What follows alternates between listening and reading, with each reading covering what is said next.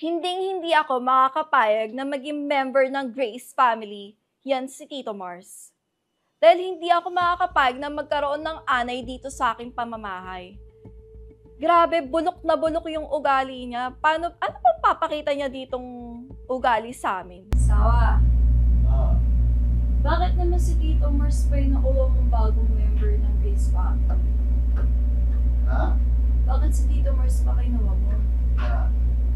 Na maging member ng Grace family, ang dami-dami namang iba, bakit siya pa? Bakit? Ayaw mo ba siya? Okay naman ah. Ano meron doon na sumasama na ugali, pangit ka sana? Ha? Hindi ko nang ganong personality ng tao. Baka yun. Hindi, mukha kaya mo lang.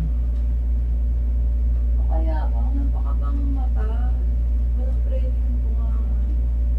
Bigyan mo na ng pagkakataong makasama pa natin Hindi pa. naman niya pa nga kilala yung mga tao.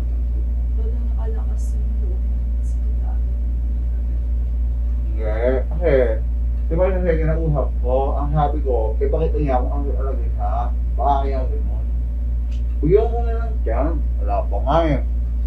Hindi ako maintindihan ng asawa ko. Pati ba naman si Mars, papaalisin mo pa?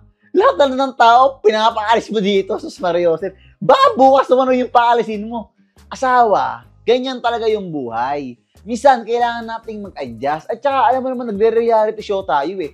Alam naman, tayo-tayo lang. Ayoko naman sirain yung image mo sa social media. So, totoo nga lang, medyo marami na nga akong di pinapakita ng ginagawa mo eh. Tapos gusto mo, di pa ipasok si Marcelo. Eh, basta ayoko nga sa kanya. Iba na lang kuhain mo.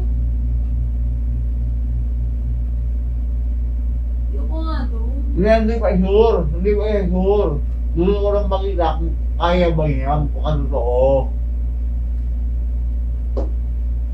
Basta ayoko. Hindi ba yun sure asawa?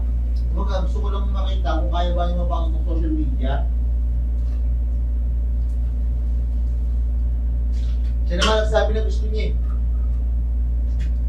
Ganda ko siya, kung kaya ba niya magpakatotoo, kaya naman daw niya. Eh mukhang nasobrahan niya at magpapakatotoo. Ayaw ko talaga na nandito si Mars. Pero dahil meron akong tiwala sa asawa ko, sige, papayag na ako.